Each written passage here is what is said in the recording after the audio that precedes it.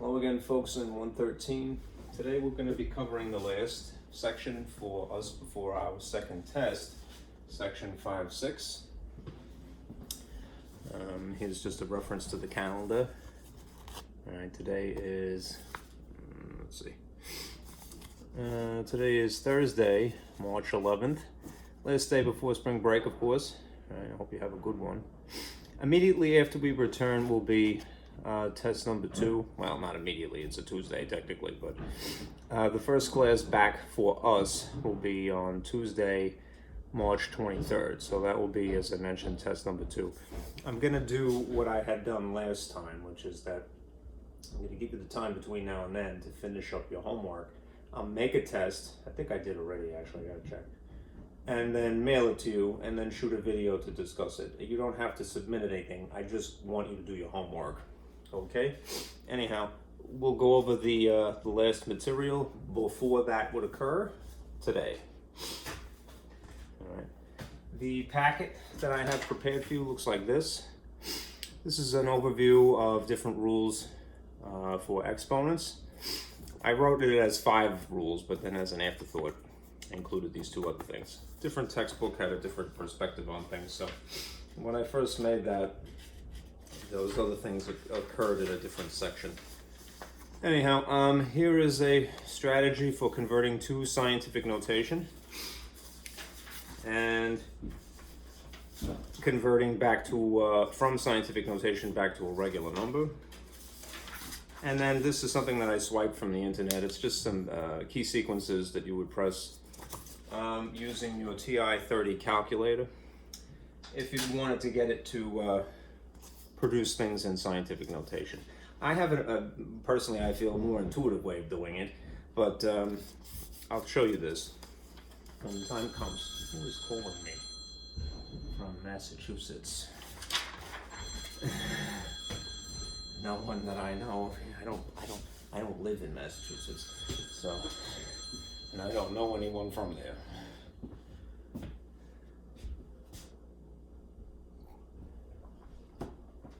It must have not been too important. All right. Anyhow, I gotta get focused. All right, sorry. Here's just a quick overview. Again, if you go into the field of teaching, one thing that is a good strategy is to tell your students where you're headed. All right? You could be the driver of the car, but tell them where you're going. Anyhow, the first and most important thing would be the rules of exponents. We're gonna discuss that. I think this is clear. So I'm gonna move this just a bit. All right.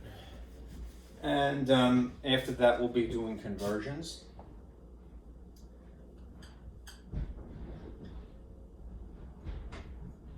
All right. The conversions would be either from scientific notation to what is often referred to as standard form, or this textbook uses decimal form, same difference, or vice versa. Right? So you'd be starting with this and going to that, or starting with this and going to that. Right?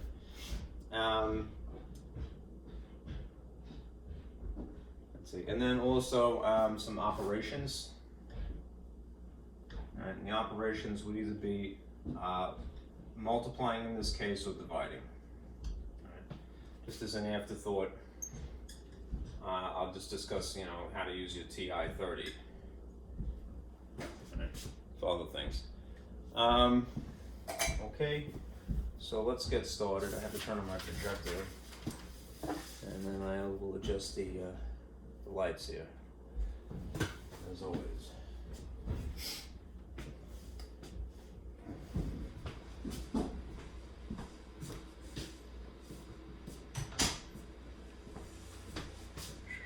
And move the camera over. Let's see. There you go. A wee bit more. That's better. I think. Yes.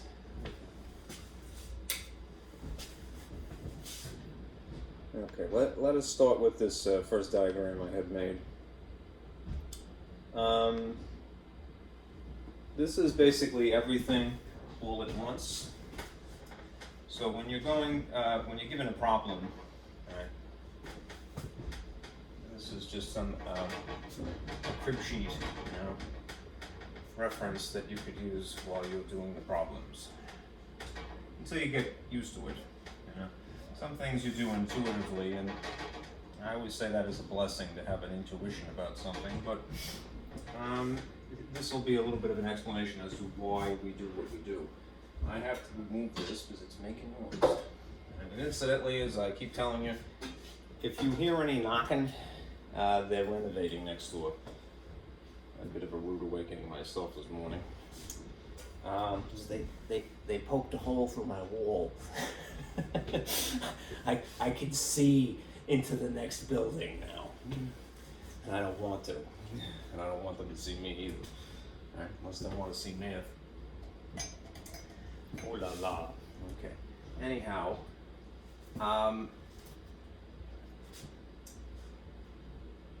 let's go through these. You know what? Let me do one thing really quickly. I'll just minimize that for a moment.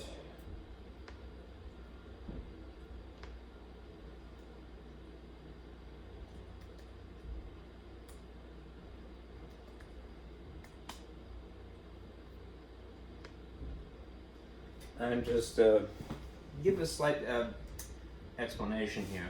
Right, there's different uses for exponents, firstly. Right, there's what you might call the uses in arithmetic, which is primarily what we're concerned with, especially in elementary school.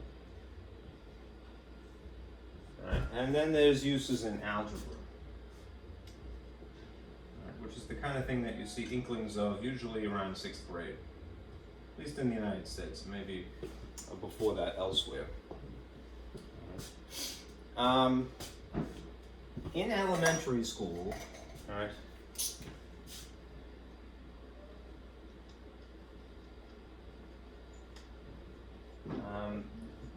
the typical usages of exponents in arithmetic are as abbreviations, really.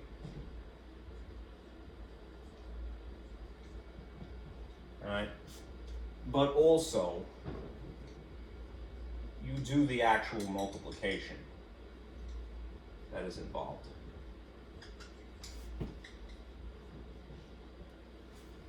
Okay? In algebra, which again is the kind of thing that you would see maybe in junior high, middle school, and especially high school, at least around here. All right. This is mostly as an abbreviation.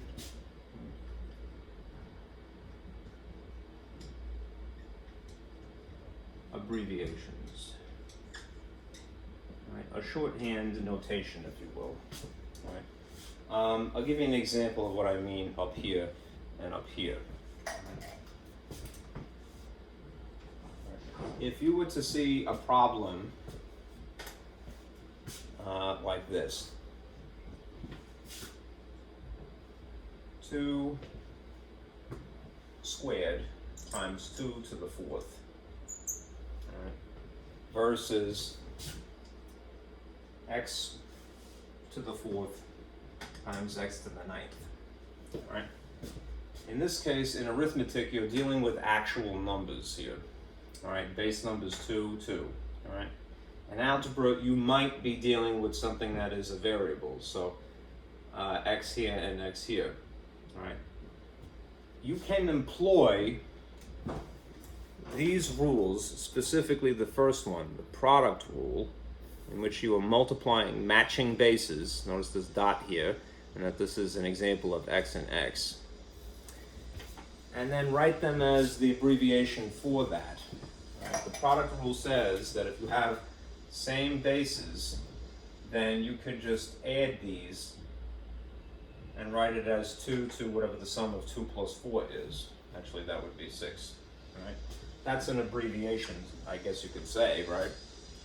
But because you're dealing with an actual number, a base 2, you can also do the actual multiplication. Sometimes it's not to your advantage to do that because the figure that this produces is beyond the realm of the familiar. Right? It'll be a very large quantity. So having it in exponential form is to your advantage because it's more concisely written and it means the exact same amount. Right? Now, what would it actually look like? Now, just for the sake of space, I'll show you. Right? If this is really 2 to the 6th, then that is an instruction that you have 6 2's. All right? 6 iterations of the base number. This is a power of 2, or you might say 2 to the 6th. Right? Anyhow, you would then employ actual multiplication. Remember, exponents is really an amped up version of multiplication. It's more specific as to what you do. All right? Anyhow, if you multiply these in sequence, this would be 4, this would be 8, this would be 16, this would be 32, and this would be 64, looks like. Right. And your answer is this. You could write it in the abbreviated form, 2 to the 6th, or you could do the actual multiplication. Do it, right? 64. Okay? This is also known as factored form, when you have it stretched out into the 2's. Or sometimes it is just referred to as expanded form.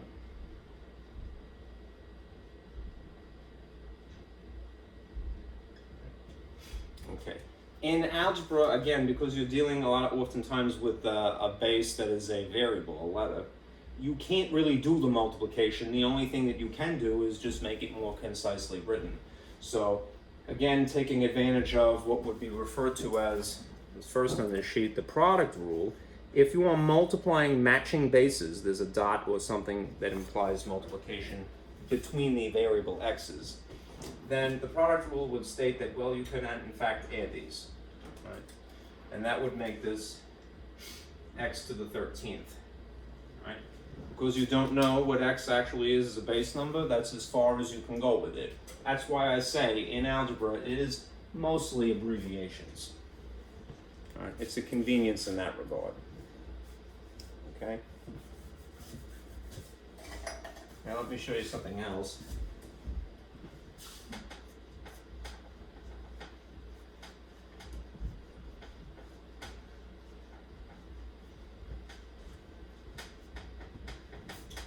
There is an advantage also to writing something in expanded, i.e. factored form. And because we have touched upon the subject of simplifying fractions from earlier, you might remember when we found the prime factorizations that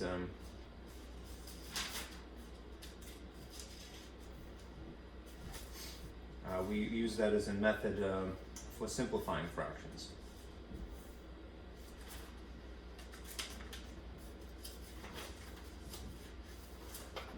Let me make sure that I covered something else.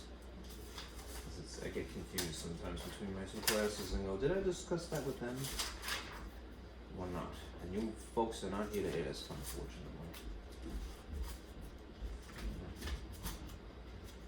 And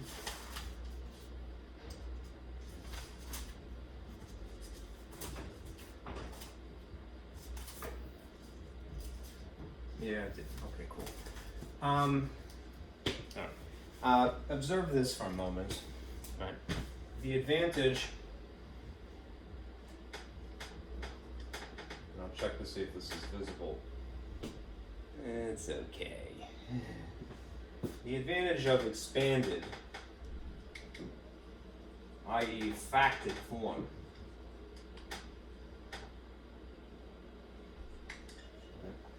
if you had something like this, 2 to the 5th, sitting on top of 2 to the 3rd. This is an arithmetic problem because it's just dealing with numbers, no letters. If you approach this from the perspective of these rules, all right, which is more algebraic, zero in on the quotient rule here. When you're dividing matching bases, in this case they're using x's, I wrote this, all right, you would subtract the exponents, right?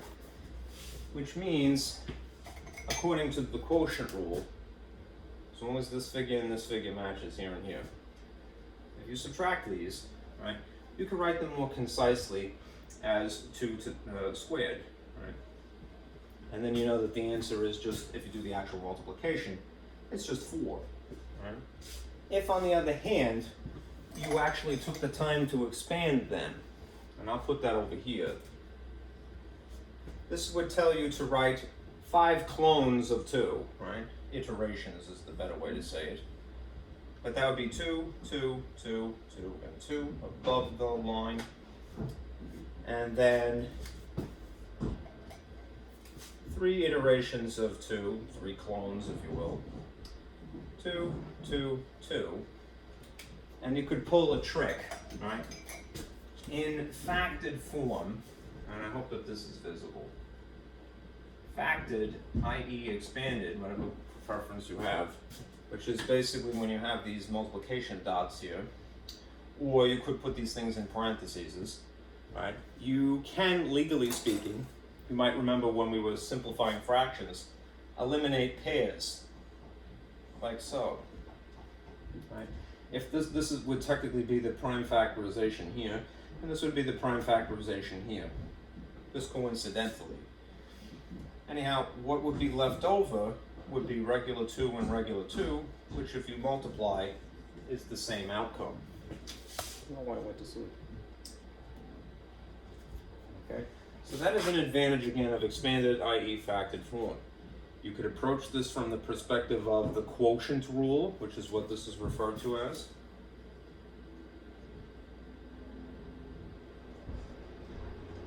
Which is, again, if you are dividing like bases, subtract the exponents to abbreviate.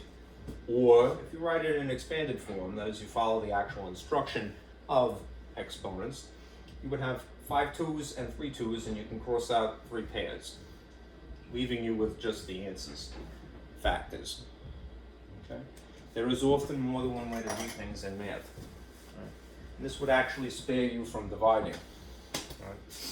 Anyhow, having said that, let me go back. Let me do one other thing. And we'll discuss the other rules too.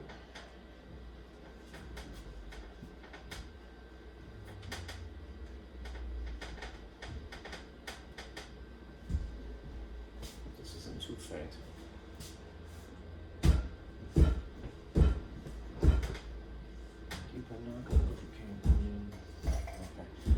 Here's an alternative also. Right.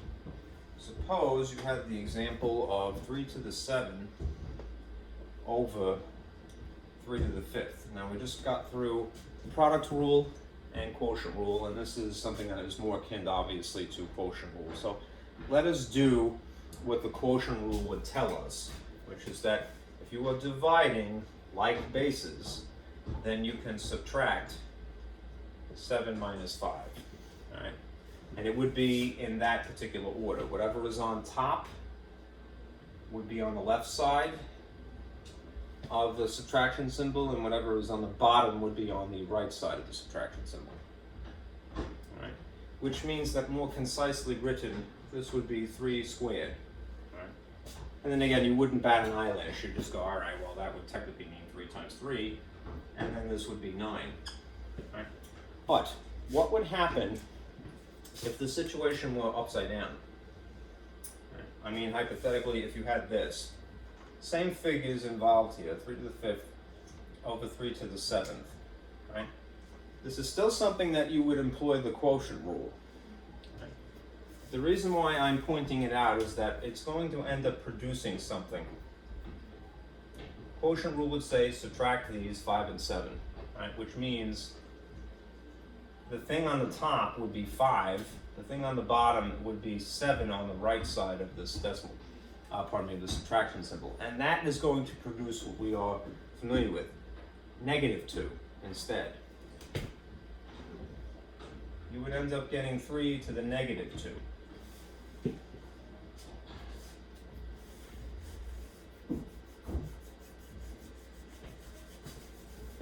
There's a kind of a shortcut, but I would be a little leery of it earlier on. All right. If you're not familiar with this at all, don't just convince yourself that, all right, whatever you're going to get as an outcome here, negative or positive, automatically start it above, like this, above this line. Okay. Now the reason I'm pointing that out is that there just so happens to be another rule here, and in my original diagram here, I drew it into sort of a thought cloud. There's a rule for negative exponents.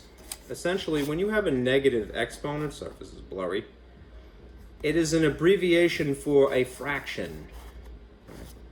It doesn't make the value of the whole thing negative. It just merely is an indicator that what you should do now, since this is negative, is move this to the bottom instead. And once you do that, it becomes positive. To fill the void up here, we would make this 1. This produces reciprocals.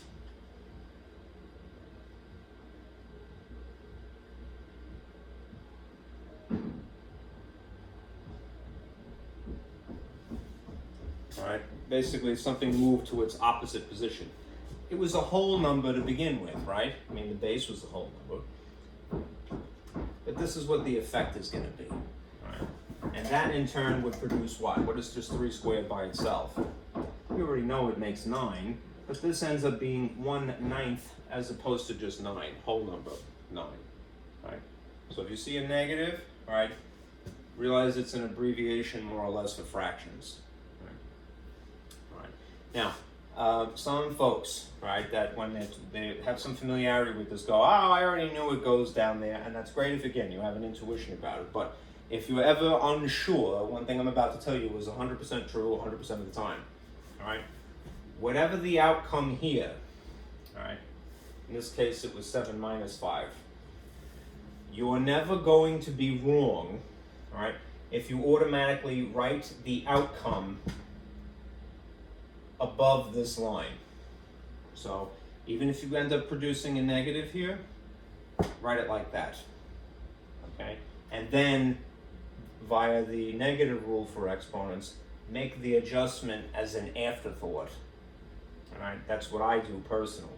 When you start to get a little bit more comfortable, you might be able to, jump the gun and go, well, the bigger number exponent is down here, so this is going to end up being 3 squared down here. All right. That's true in this particular case, but be careful. Sometimes you have negatives attached to the exponent here and the negative here. And that's going to require usage of the combination of signs, right, to decide what's going to be the leftover. Anyhow, you're never going to be wrong if whatever you produce, you start out writing it above, that is, making a numerator. You'll always be right if you start out that way. Okay? All right, now, just for the sake of contrast, suppose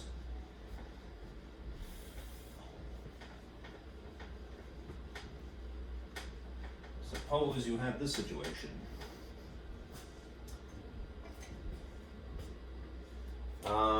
1 over, to start out with, 2 to the negative 5th. Okay? This, from the beginning, the onset, all right, is a negative exponent, which we know there's a rule for, right? It produces reciprocals, right? And so this is going to change the appearance of basically the location of this, right? As an adjustment up front, what you would do if you see a negative here is just go, all right, it just means that it's going to shift position from where it is to its opposite position, and there's only 2, it's either top or bottom. So this would make it go above the line, 2 to the 5th. And technically you'd multiply by whatever is there, which in this case is just 1, right? That is superfluous, as is this line now, and the result is just 32. This is 2 times 2 times 2 times 2 times 2. 5 2s. Multiply. Okay. The innovators are squeaking verbally. Okay.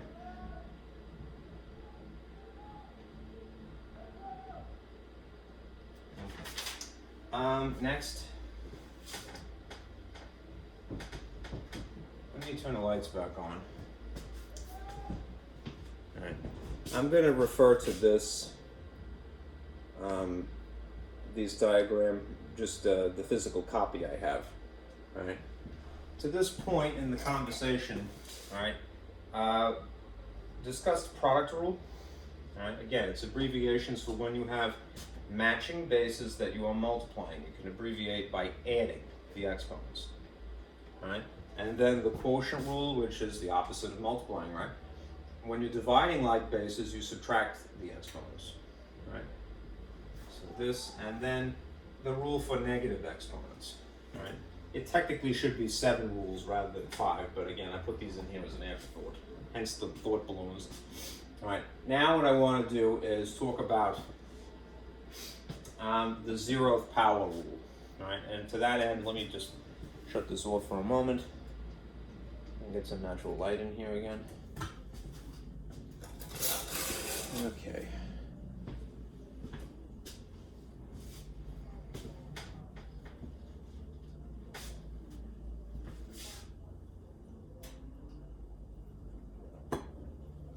All right. There is a zeroth, that's kind of an odd way of speaking, I'm sure, but it's correct.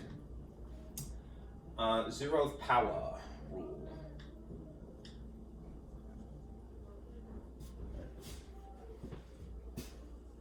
And again, there's really 2 perspectives of this. There's an arithmetic perspective.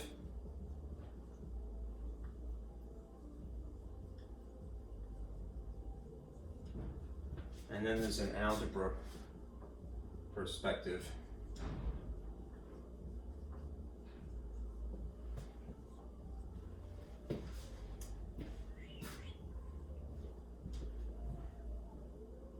This will help explain it. If you had, from the arithmetic perspective of things, right, we know that if you have, with one exception, a number divided by itself, that it produces what? What is, I should say, almost any number. There is the exception of, right, you can't divide, dividing by 0 would be undefined. So you go to math hell if you do that, right? This is the one thing we don't do, right? We don't divide by 0. It's undefined, right? What is a number, almost any number divided by itself? It's 1, right?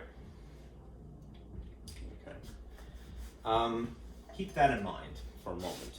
On this, in this perspective, the algebraic perspective of things, the quotient rule, right? The quotient rule says that when you are dividing the same bases, that you can subtract the exponents. We just discussed that a few minutes ago. All right, now I'm going to give you an example to show you, if you approach the problem from this perspective, what it will produce, and then the same problem from this perspective. All right, and maybe I'll just erase this for the sake of space here. All right. If you had 7 divided by 7, and they'll write it in this sort of ratio-esque, fraction-esque way. What is a number, almost any number divided by itself? All right, 1, right? All right. What is -5 divided by -5? +1, all right? Just like this is technically +1. How come? Because the negative combination rules, the combination rules from multiplication and division say that when you have the same signs, produces a positive overall. Right? So this more or less produces that. Right? What if you had a letter though? What if you had x divided by x. Granted, we don't really know what x is, right? Because this is not part of some equation, so we really can't deduce that, right? We can't figure it out, but we know that with the one exception of 0, right? Right, x's cannot be equal to 0, because then you would be dividing by 0, and then you go to math hell, right? Undefined. It's still essentially something, it may be granted something mysterious divided by itself, but it's something divided by itself. So what should this produce under most circumstances? Right? It would still produce 1, all right? That's looking at it from the perspective of arithmetic, purely the operation of division, right? If instead we think about it from the perspective of more algebra, because we're dealing with letters here, all right? We'll use the quotient rule again. And the quotient rule would say, all right, well, if you're dividing like bases, in this case they're both x's, and I'm going to put in the missing information, there's technically 1's here, all right? What do you do with the exponents, or what can you do, legally speaking? You can subtract these, right? In which case, what is 1 minus 1? Well, the abbreviation then, therefore, would be x to the 0. Right? That is the reason that we say this, right? The zeroth power rule. A, as in almost anything to the 0, the exception again being that the base cannot be 0 itself, is equal to positive 1. All right? This is an invaluable rule to remember. Right? Almost any A is in almost anything to the 0 equals positive 1. Right? Okay? So keep that in mind.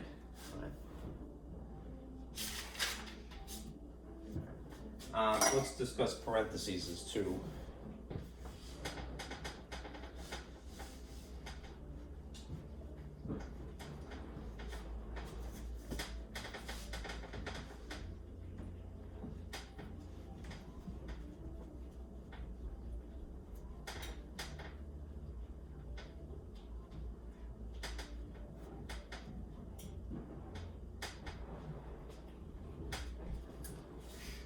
Remember that parentheses is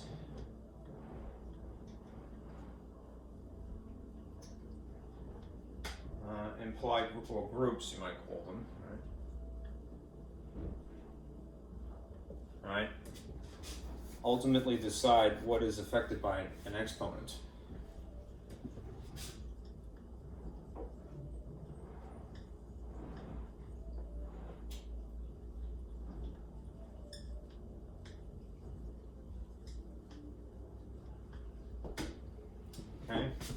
Remember that. Now here's some examples to illustrate. If you had something like, you know what I'll do? Let me put up my board here, and I'll show you 4 unique examples to be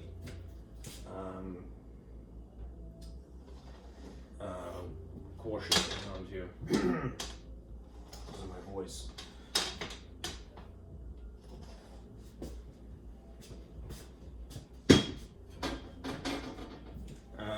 Suppose that you just have this 2 to the 0. All right. We'll contrast that with this. All right. Negative 2 to the 0. And then this.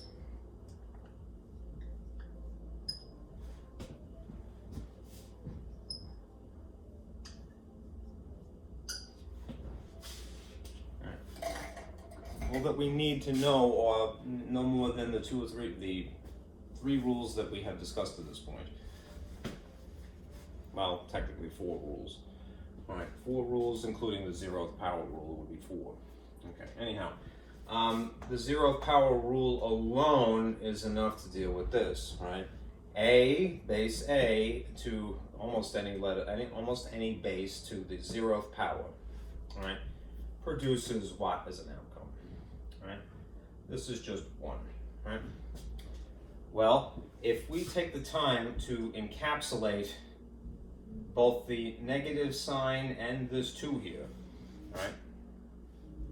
This is going to produce the exact same result, right? Because any base, almost any base, the exception being just 0, produces a positive 1, right? If you're not really satisfied with that, you can expand it. I mean, you can think about it from the perspective of the quotient rule, right? What would this be coming from, right?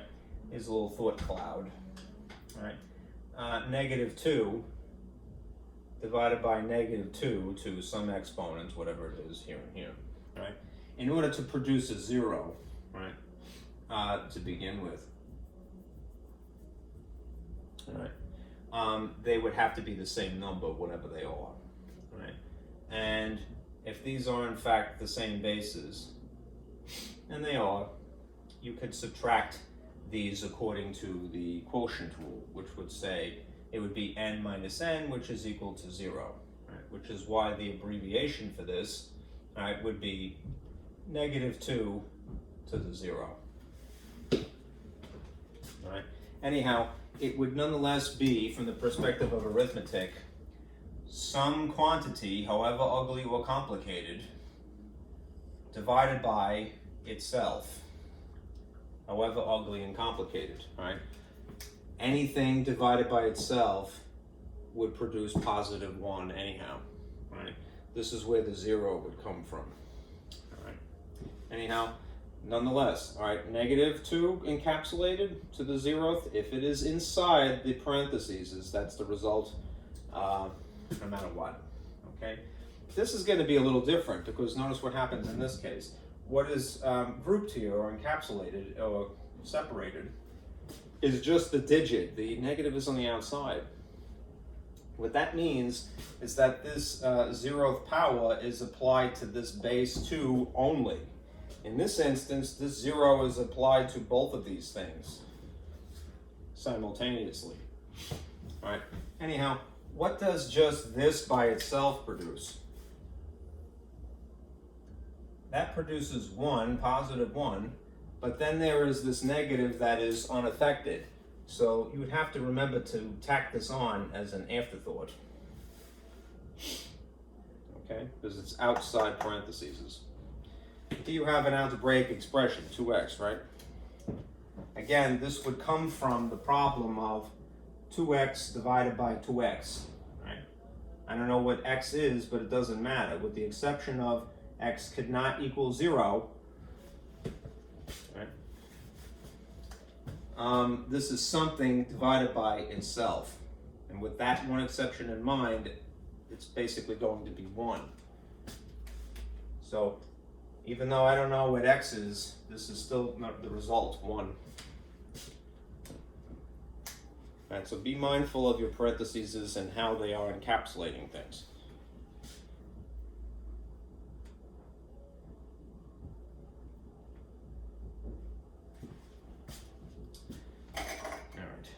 All right, so again, just to show you this without turning on my projector, we have discussed the product rule, the quotient rule, rule for negative exponents, and the 0th power rule. Now I want to look at the power rule, right? And in this instance, I think I probably should turn on my projector even temporarily. All right. No, you know what? Let me just draw something.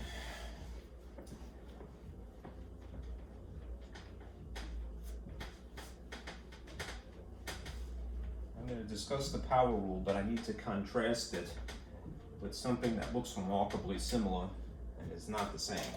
Right?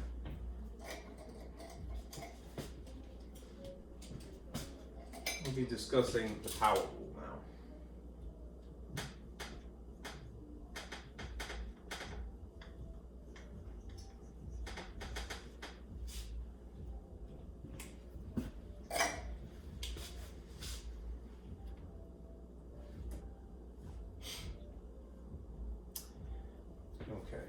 This is not to be confused with the product rule, which looks somewhat similar.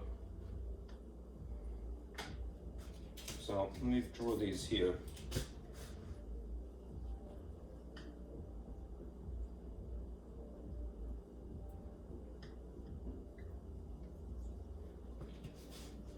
For contrast.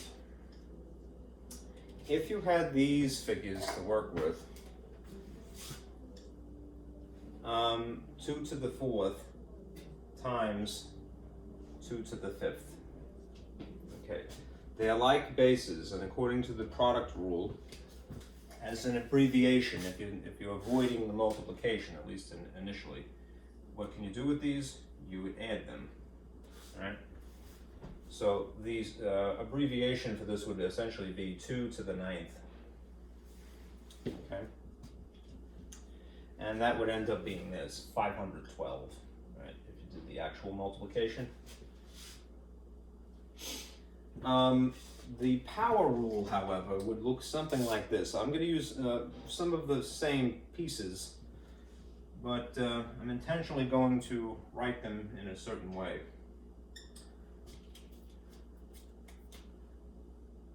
You could usually tell that you're dealing with the power rule rather than the product rule because there has to be a parentheses here, right? This is multiplying the same bases, right? In which case you add the exponents, right? This is basically raising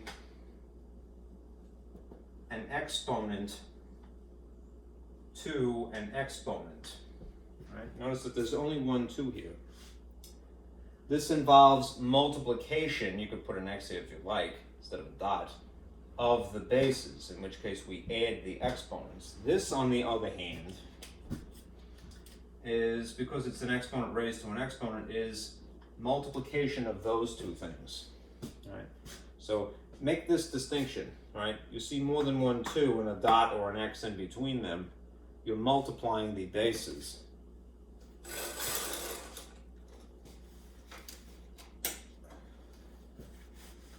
Right, versus this is 4 to the 5th. So the abbreviation here would be 2 to the 20th, right, which is going to definitely be a larger figure. If you were to actually multiply 2 20 times, you know, that is 20 clones of 2, and do the multiplication, you end up with this, 1,048,576, which is not 512, right? As you can see, they're not the same thing. So, in a nutshell, when you raise an exponent to an exponent, multiply the exponents, all right? Rather than do what you're doing here. When you're multiplying the same bases, you add the exponents.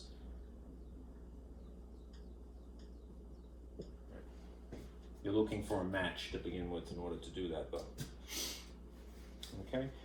Here's a good opportunity to, especially since this is a figure that is so, you know, quite large, to use your calculator. No one would get mad at you for that. All right, let me see if this light is necessary to turn on. Okay, now, to me, the most intuitive way to use this, if you have an exponent, is to just employ the caret symbol here. This is an upward pointing arrow, right? Caret is spelled C-A-R-E-T, right? It's basically the cursor, right? And it's indicating where something should go, up.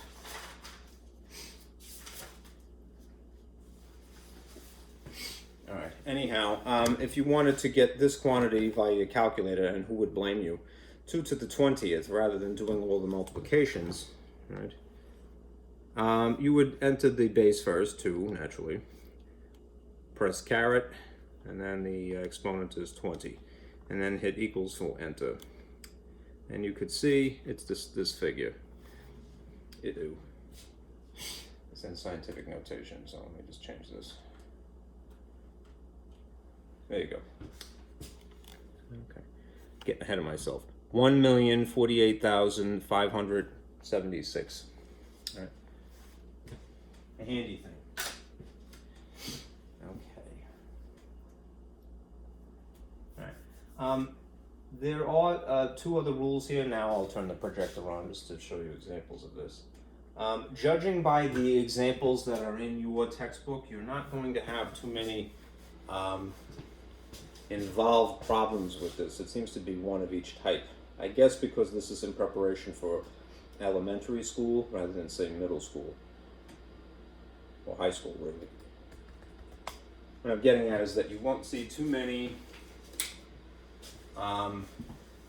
if any, examples that are the whole kitchen sink thrown at you.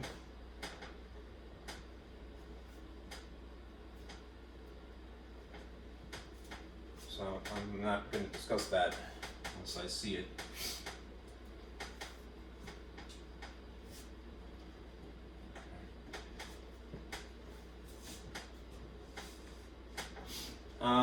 There are these other two rules here.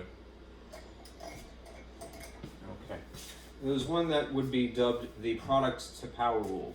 How is this different from anything else? It's basically when you have two different bases, so I'm going to exaggerate these. I'm going to just blow it up here.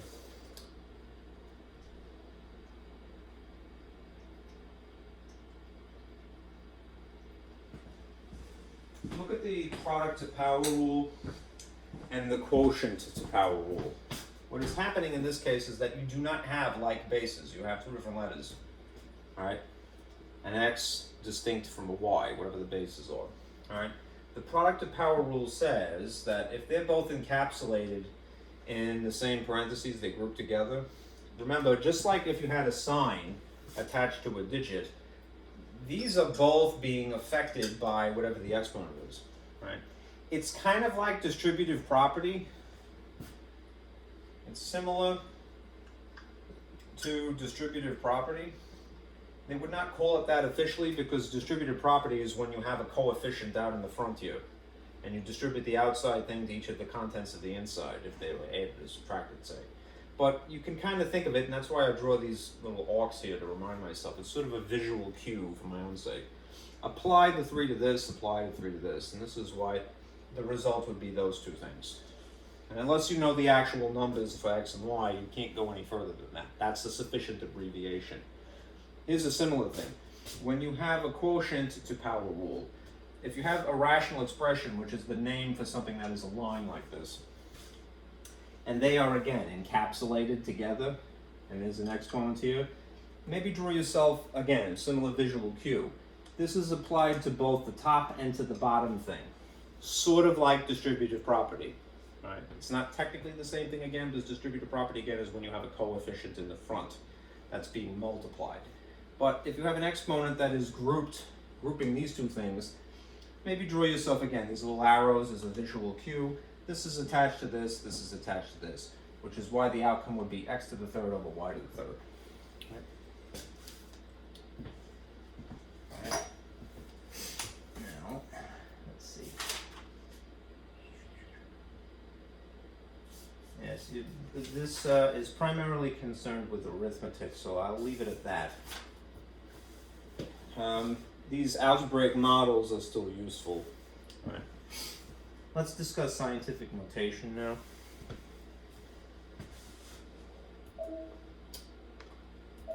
Oh yeah. And I made a worksheet for this. Right.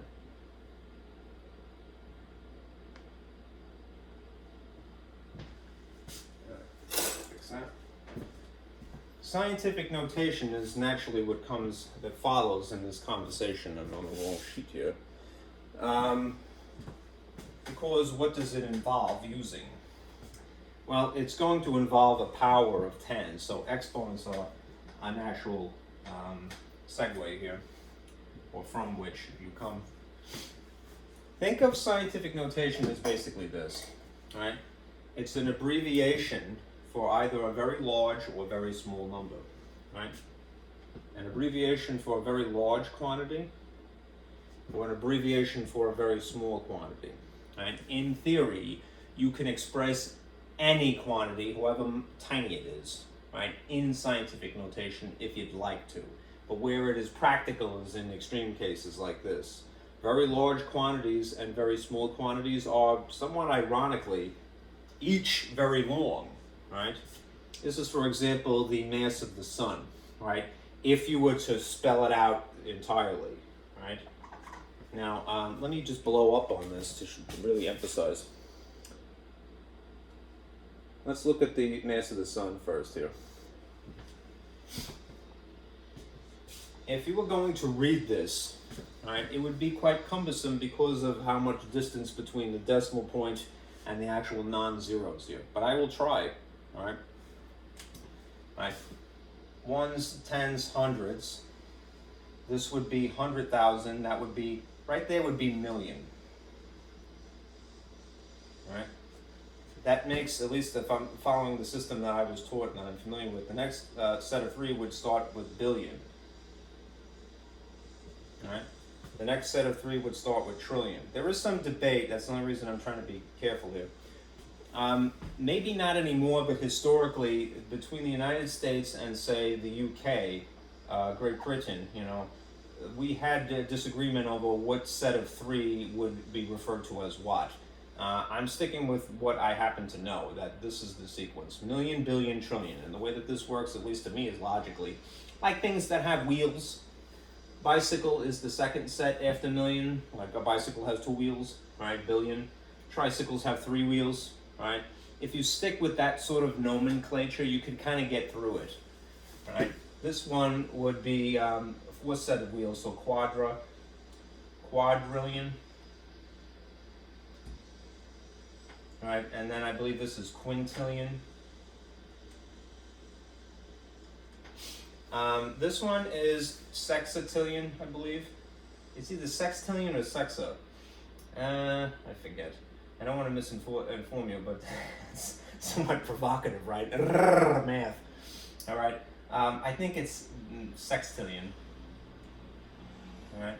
That would make this septillion, or hepta, sometimes. Something like that. Octillion. And then this last digit of 1 here would be nontillion, I believe. Nontillion. The only difference, perhaps, is that there's an extra vowel in here. Anyhow, the state of New Jersey doesn't expect you to know beyond 1 million, I believe.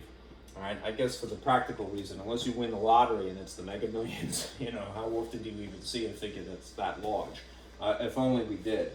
Anyhow, I believe that if you were to say this in English correctly, it would be 1 nontillion, 989 octillion, and that's it, because there are just zeros that follow it. All right. Interestingly, look at this. I said that this was the second set, the third set, the fourth set, the fifth set, the sixth set, the seventh set, and then the eighth set, all right? Do these look familiar? Oct, sept, all right? They come from Latin, most likely, right? October is the 10th month of the year, though, right? And September is the 9th month, right? That's because at one point, September, and October were actually the 7th and the 8th, right? At some point, the calendar was changed, all right, and 2 extra months were included, right? Just 7 moved to 9, and October it moved to being the 10th month. Okay, it's interesting the origin of our words here, all right. Anyhow, again, the realm of the familiar and what is required of you is usually over here, right? And you can see that it's quite cumbersome. There's a system for doing it, for deriving how you would say it in English, but it becomes less and less practical the larger the number is, or the smaller the number is. So, for that reason, right, we have an abbreviation, essentially. And this is the model that you will follow. Right, I gotta emphasize a couple of points here. You could take any size number, very large, very small, or somewhere in between, and write it as some power of 10. Remember, it's a power of the base. All right, so if the base is 10 here, all right, we could figure out what is the exponent and what the digits are that would be relevant, right? As a technicality, just be careful. sometimes you see things that look remarkably similar to scientific notation but aren't technically. What makes something scientific notation is that you have one non-zero digit up in the front. Not two, not three things, not four things. All right? You have just one sad, lonely digit up in the front, and it has to be a non-zero specifically. All right? Now, why the power of 10? The power of 10 represents 10, 100, 1,000, and so forth. And you know the effect of multiplying by 10 just does what with the decimal point? It just moves the decimal one way or another. So the trick to this is when you have a very large quantity, all right, is to take your decimal point and move it to just in between the first and second number here. All right, that's where the non-zeros appear. So what would that make this here? I'll put it in blue just to make it a little bit more contrasting perhaps. It would be in this case 1.989 times 10 to something. All right. The exponent here is the number of places that you moved the decimal point. Right. Now again, I'm sticking with the American system, which is that we use a decimal to separate whole numbers from fractions. All right, with things like tenths place, hundredths place, thousandths place, and we use commas every three on the left side of the decimal point. Right. So it makes it a little bit easier to count. Right. This is 3, 6, 9, 12, 15, 18, 21, 24, 27, and then another 3 would be 30, right? From here to here, right? This is an extreme case, but I'm using it just for the purposes of demonstration because you're more inclined to remember it, I believe. The number 30 is the number that goes here in the model that you're going to use. So instead of saying 1 nontillion, 989 octillion kilograms for the mass of the sun, right, and in theory should change, it would be easier to say 1.989 times 10 to the 30th. Okay? Just beware of the technicalities. Again, it's not officially scientific notation unless it's one non-zero up in the front, nothing else. It could be the digit 2, it could be the digit 5, it could be the digit -9. Whatever it is, it can't be a 0.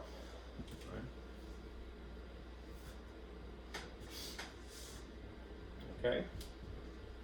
Now, notice something too. When you take a chemistry class, right, or a physics class, and you deal with something that are on, this scale or that scale, right?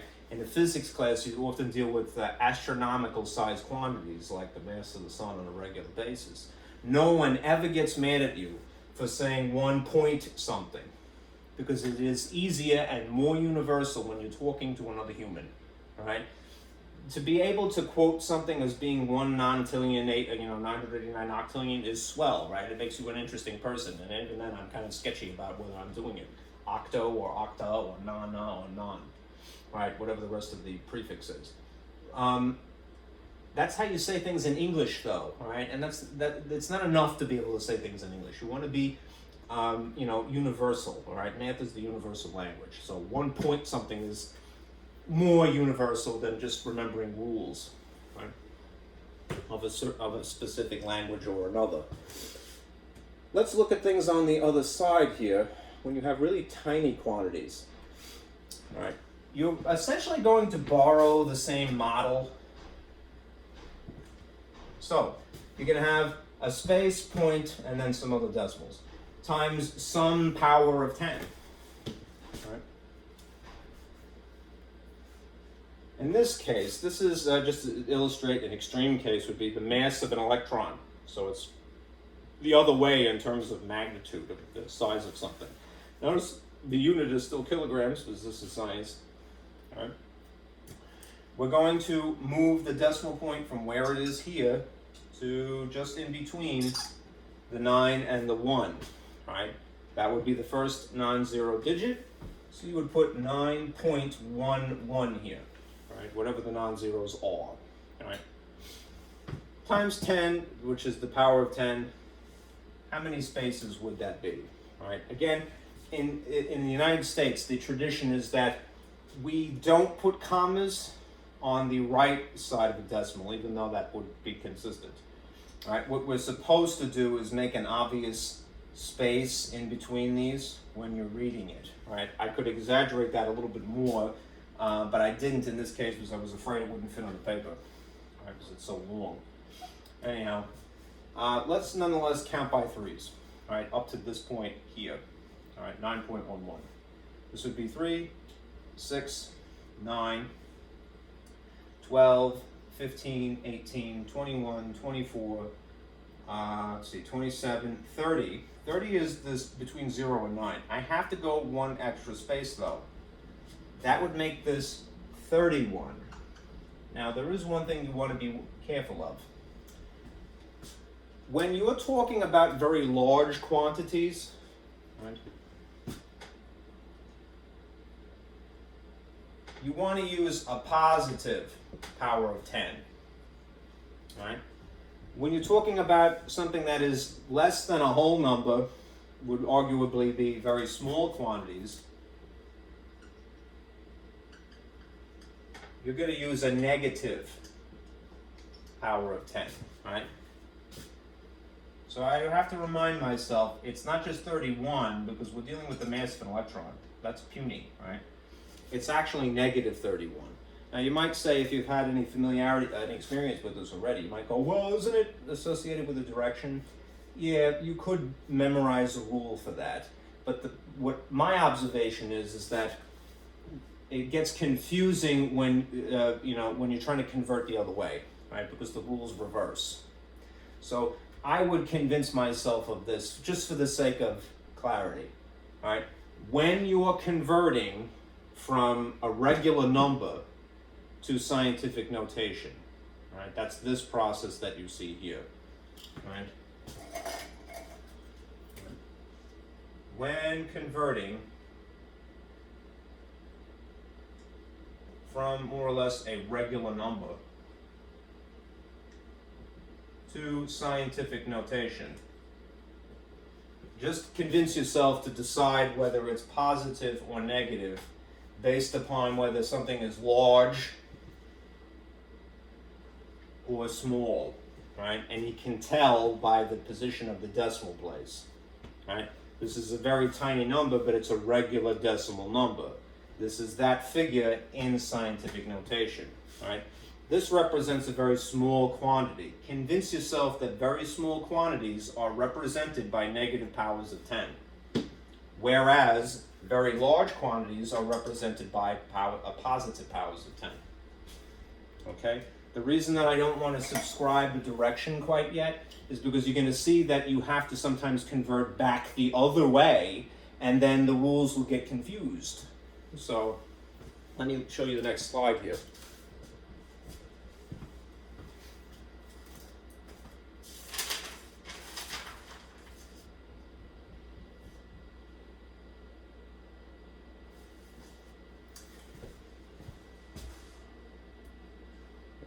The next slide looks like this. And here are my two examples. When you're converting from scientific notation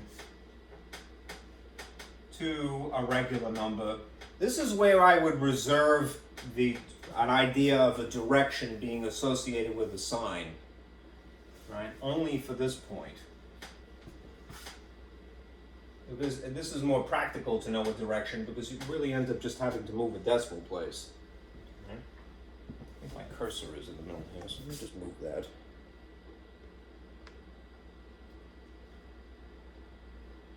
All right.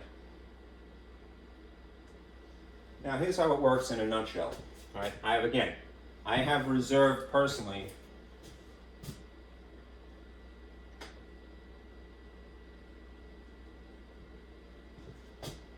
a sign direction for this process. Right. A sign direction rule, if you will, right, for this process that is going from scientific notation to standard, or what in this book they call decimal form. Right. If you have, as in this example here, this is the average distance because it changes, from the sun to the earth, all right, 1.5 times 10 to the 8th kilometers. This would be understood as being a positive 8, right?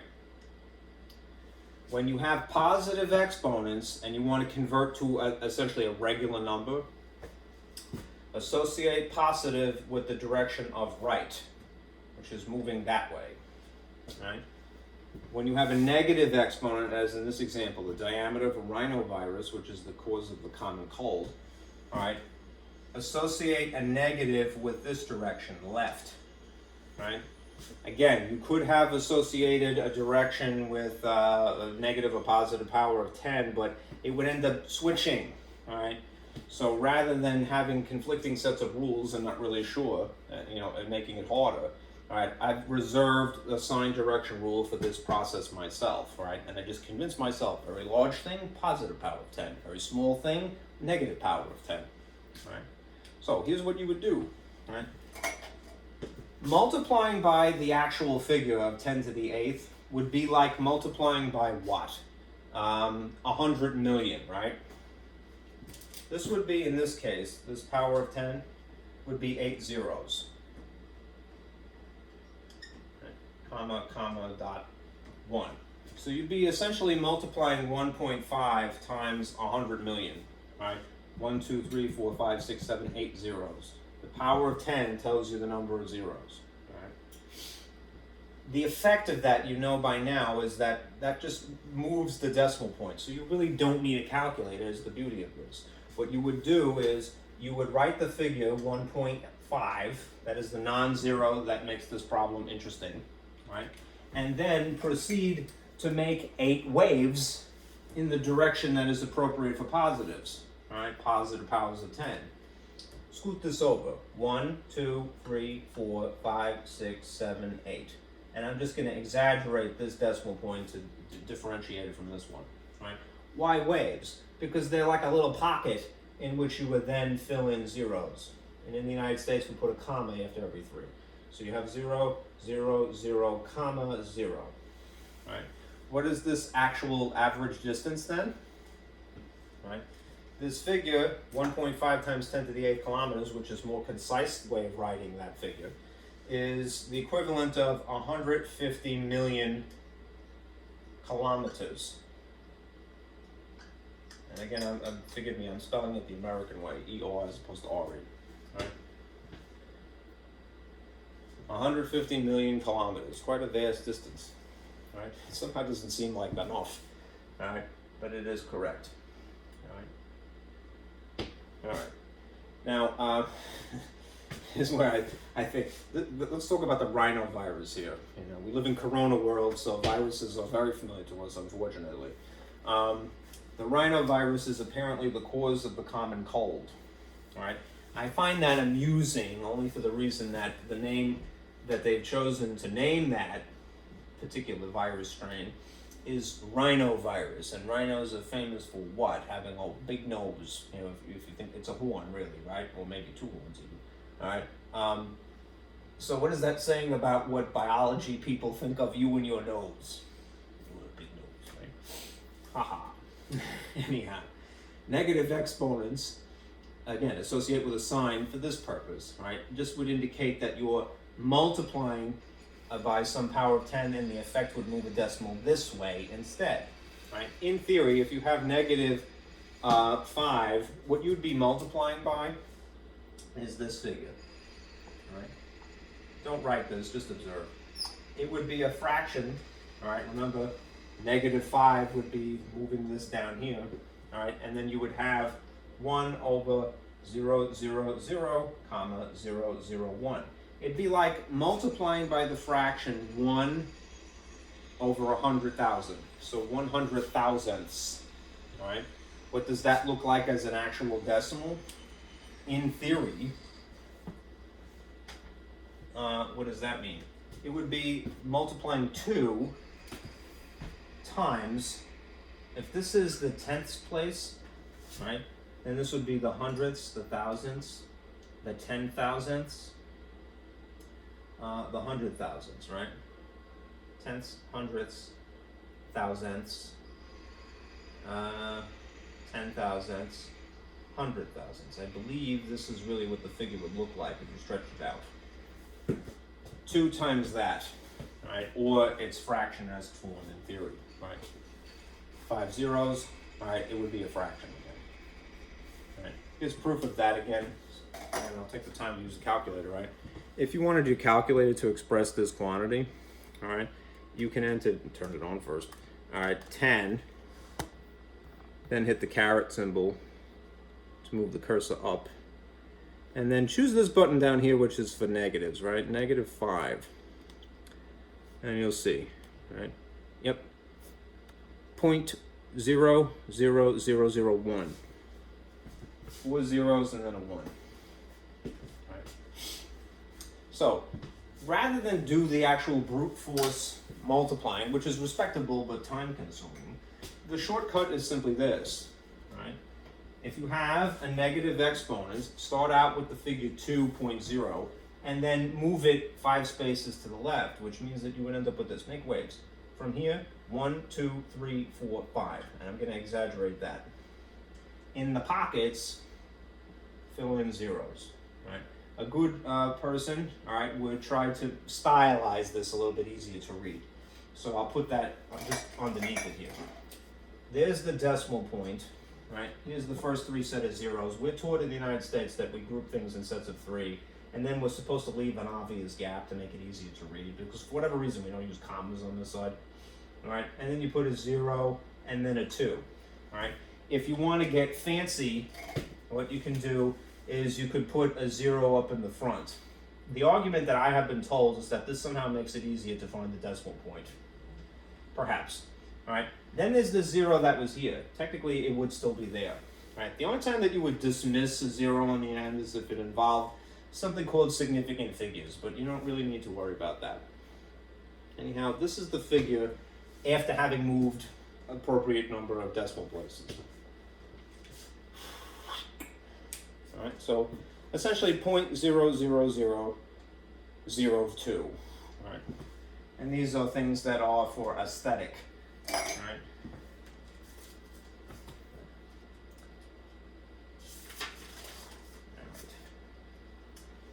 Now, I think I could turn off my projector now. So let me do that, and I'll turn the lights back on.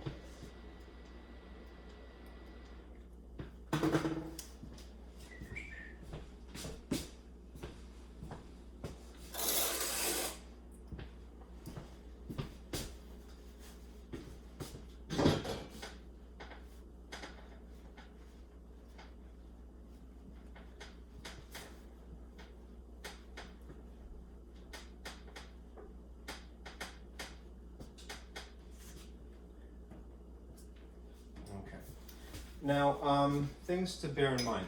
You have, this book has decided just to discuss multiplication and division. There'll be operations that you will do with or in scientific notation.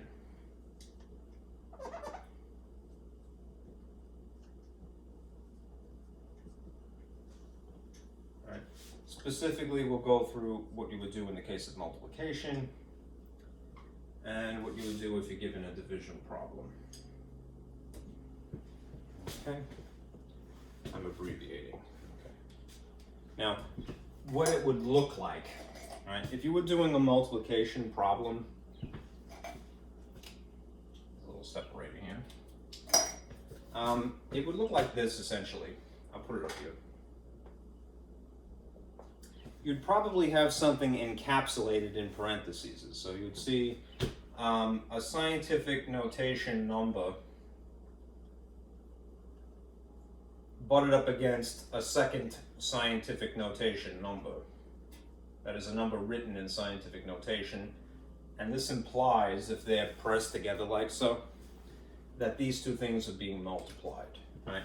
Very often they just use parentheses. They don't put a multiplication or a dot, but you could if you wanted to.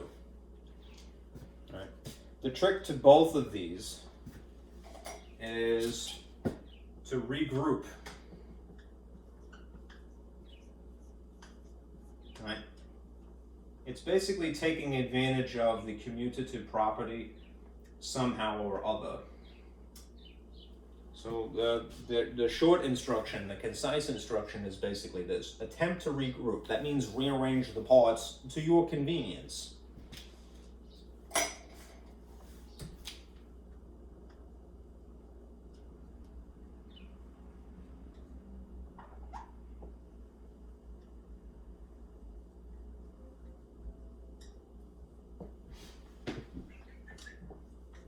That applies to both of these situations. The result is going to look different, which is why I'm trying to save myself some space. All right. If you have something that is in scientific notation, all right, to be a little bit more explicit, all right, what would that look like? It would essentially be a decimal number times some power of 10, right? And then, of course, if you're multiplying, it's times the second one of these. So it would be a second decimal times some power of 10, right? If you regroup, that is, rearrange it to your convenience, what you are instructed to do is this, right? Group the decimals together in their own little parentheses, right? And then adjacent to them, put the powers of 10, whatever they are.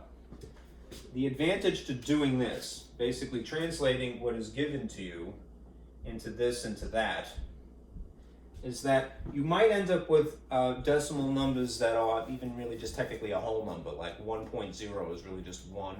Right? So it would be easy to multiply.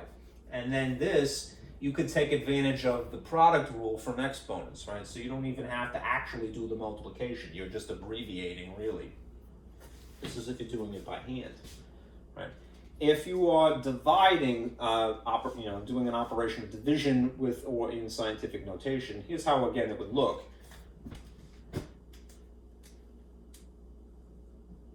It would probably be in the rational style. So you'll see something in scientific notation, some scientific notation number, sitting on top of a second scientific notation number. Just to describe that a little bit more intricately, what would it look like? All right. Well, it would basically be, again, some decimal times some power of 10, sitting on top of some decimal times some power of 10. Right? Legally speaking, what you can get away with doing is regrouping, that is, rearranging the parts to whatever your convenience would be. And what you're encouraged to do is this, all right?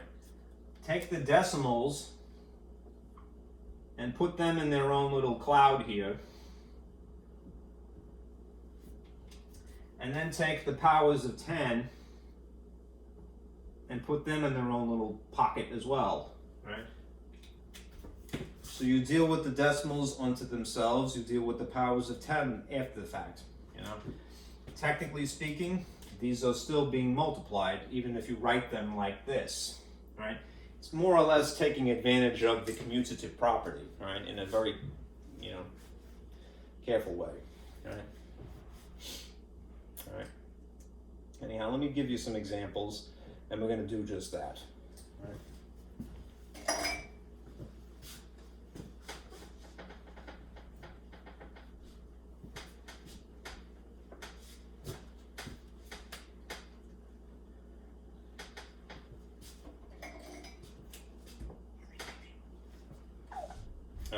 Suppose that you had this, that you had encapsulated by itself as -2 times 10 to the third times the quantity 4 times 10 squared. Yes, you could enter this in your calculator, and yes, you can get your calculator to spit out scientific notation, but again, reserve that for after the point that you have really solidified this, that you've assimilated how to do this yourself by hand. Being able to do something by yourself, right, without the machine is empowering, right? Makes you more strategic too, right? Right?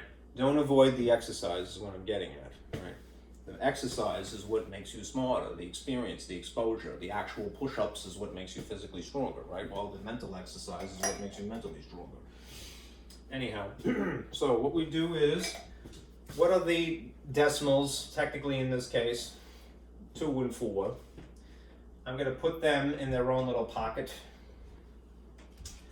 And then I'm going to take the powers of 10 and put them in their own little pocket. And we'll deal with them separately. Sometimes you have to adjust whatever the leftover is. It really depends on what the decimals are to start with. But we'll see what you get. All right. Dealing with what is in blue here, -2 times +4 produces a -8. Right? This is in theory now, I don't need the parentheses because I've narrowed it down. This is times. And now we'll figure out, what would this be if I applied the product rule? Right? When you are multiplying the same bases, and in the case of scientific notation, you are definitely going to be multiplying the same bases, and it's always going to be 10. You add the exponents. So this would be 10 to the 5th. Right? That is sufficient enough of an answer. Right? If you wanted to be a little bit fancier, you could fill in some missing information. You could put a decimal point and then a 0 if you'd like. That's really purely for aesthetic. Or do the actual expansion to see what it would look like, right? It's definitely for sure going to be a negative, because it's -8. And then if you're multiplying by a +5, you are moving the decimal place 5 spaces to the right. So this would be 1, 2, 3, 4, 5. And you would fill in some zeros here. This makes this -800,000 really. Okay?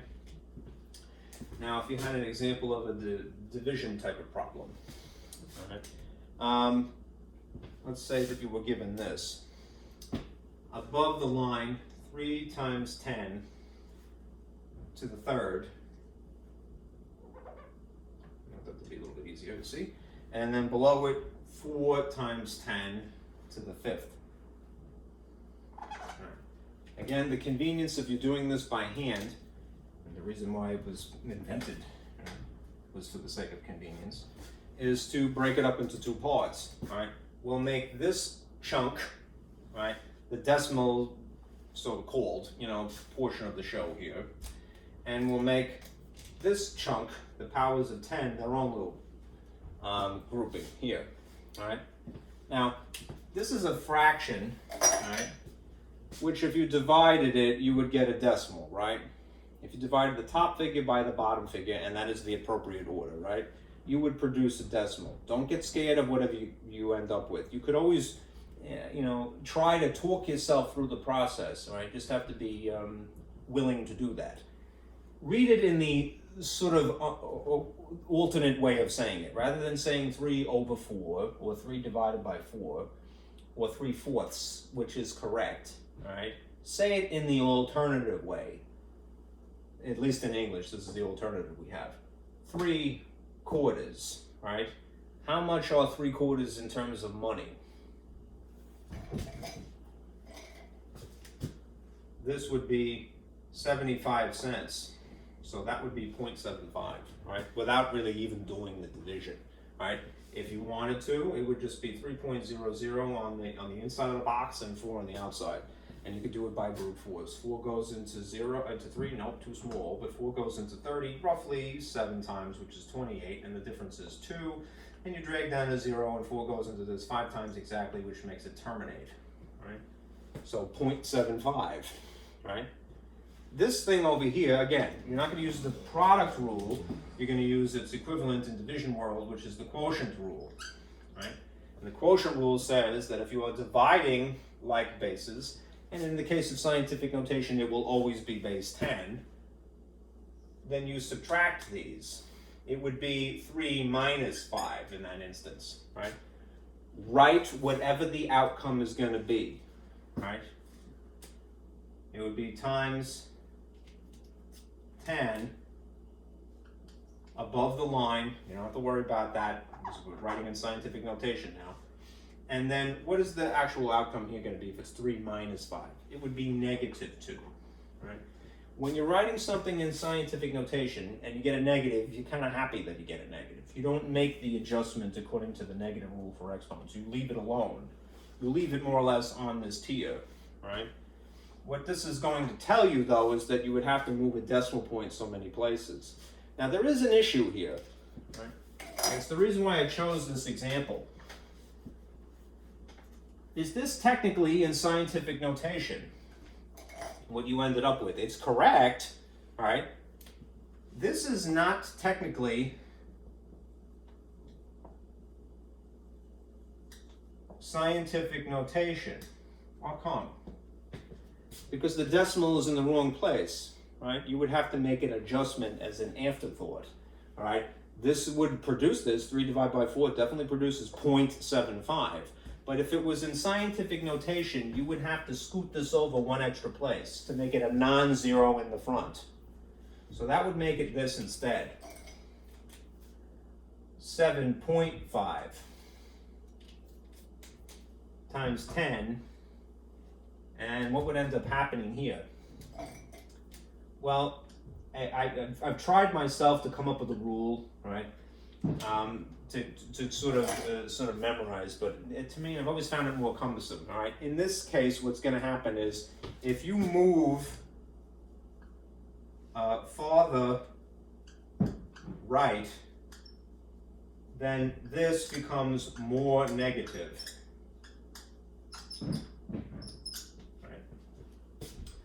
It gets essentially smaller, all right? But that's a little misleading because you happen to have a negative to begin with, right?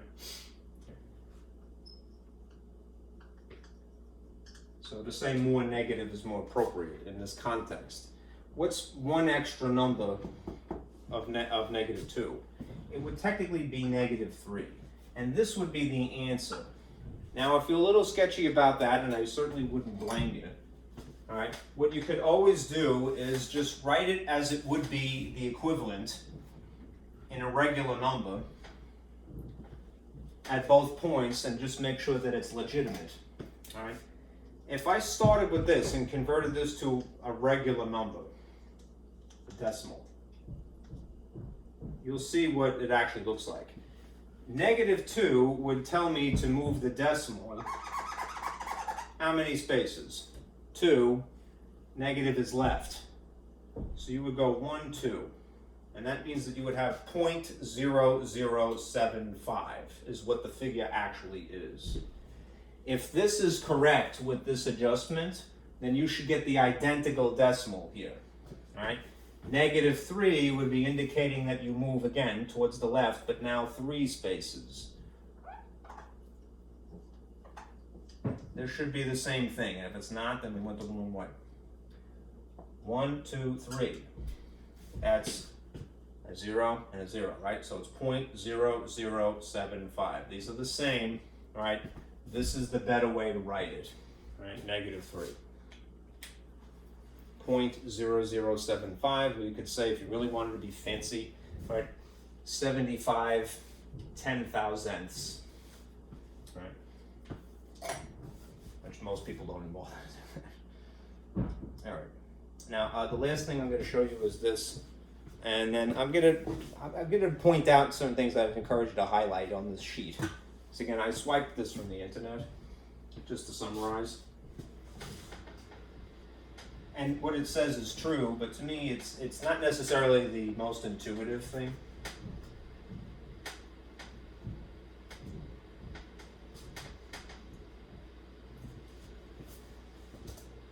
Yeah, take a look at this handout.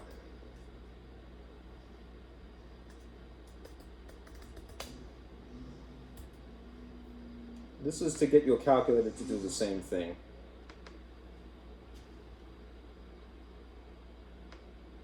I really should give credit where credit is due.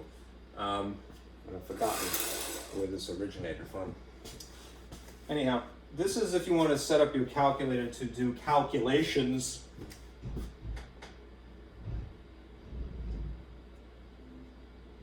in and with scientific notation, right?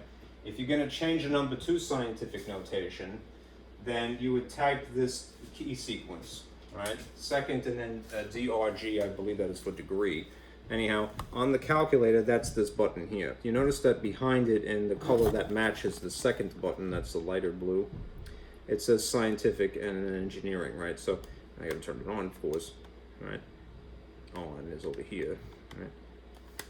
Clear, right? Second and then DRG, you see that these options are what you have, right? Floating decimal is what it is in now. You can just scroll over to scientific notation and then elect to choose that, all right? And now from here on, anything you write, even if you press the number 3, it's going to spit it out and interpret it in terms of scientific notation. 3 could be written as 3 times 10 to the 0, all right? That's silly, right?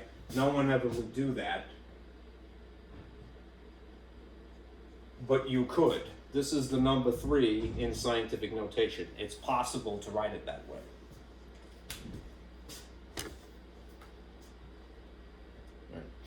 Now, once it is in scientific notation, you could get it to do the same problems that we had before, all right?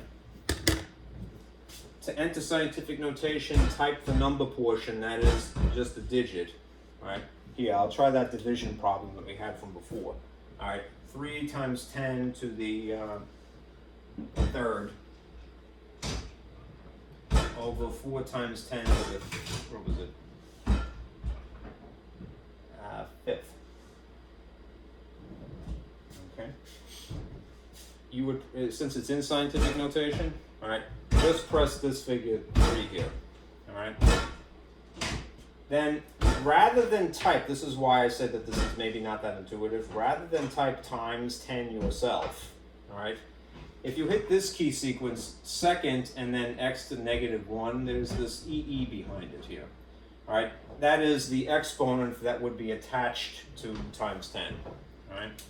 So in other words, I don't know if this helps with the curtain revealed here. You type 3 just first. It's too much glare. And then hit second, and then this button, -1 here, you engage EE. What that allows you to do, this E that shows up, it's standing in place of times 10, all right? Then you press whatever the actual exponent is. So in this case, it coincidentally is the number 3, all right? And you see that it produces the exact same thing. It's a little bit hard to see here because of the glare, but it's 3 times 10 to the third, all right?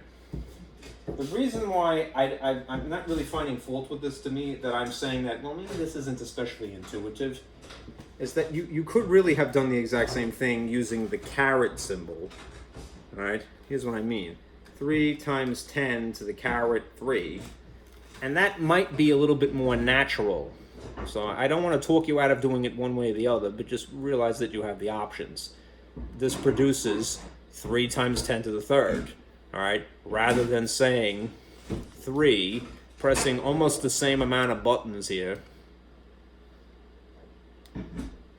and not doing it especially intuitively, and getting the same thing, 3 times 10 to the third. It's up to you, all right? Anyhow, you can enter things like so. If you're going to do this particular problem, I would employ parentheses as well. So make sure that you encapsulate this before you hit division, and then encapsulate that. There's buttons on your calculator that look like this, right? It's just to make sure that it doesn't confuse the order of operations, okay? So I'll play ball here, all right? So 3 times 10, I'll put a parentheses first like that, all right? 3 times 10 to the third, all right? Enclosed like this, divided by, I'm going to encapsulate the bottom, 4 times 10 to the fifth. All right, and you see it looks like that. And there's your answer in scientific notation. All right, 7.5 times 10 to the -3rd, all right, which is what we had calculated before. All right, it's written over here. All right, okay. All right, just if you want things to end up in scientific notation again, make sure that you change the setting here and here. Okay. All right. Let me leave it at that then.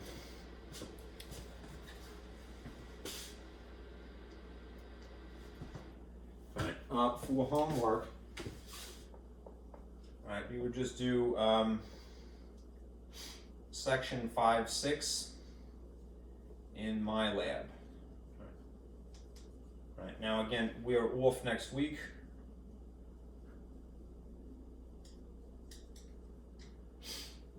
There's no 090 video if you were in section A of this class, because we're not really discussing algebra, we're doing arithmetic. Right? But we're off next week, and then we return on Tuesday, March 22nd, I believe. Let me look at my calendar just to verify.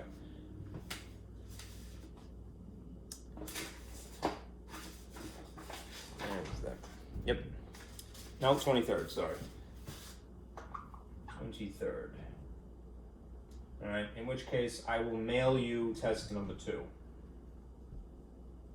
Alright, and then shoot a video of discussing the solutions at that time. Alright, between that, again, and even on the day, I don't want you to worry about it. I'm going to give it to you again as a freebie. I want you to do your homework. That's when you learn stuff. Alright? And it counts more for more anyway. All right, so do that. Okay, do section 5-6 if you're right up. If you've been doing it all along, that's the last thing. All right. If you haven't, if you're behind, please spend some portion of next week. All right, finishing up the old material to this point, and then we'll be back again on March 23rd. All right, and I'm gonna give you test number 2. I have to. I believe I typed it already, but I'm gonna mail it to you at any rate. All right, and then I'll shoot a video that'll just discuss these solutions. All right, just bear in mind the assignments, that slew of assignments that are from, let's see, section 2.1 through 5.6 are due on the evening of March 23rd. All right, so make sure that you're working on that. Okay. All right. All right. Thank you guys. Have a good break. All right, and be careful.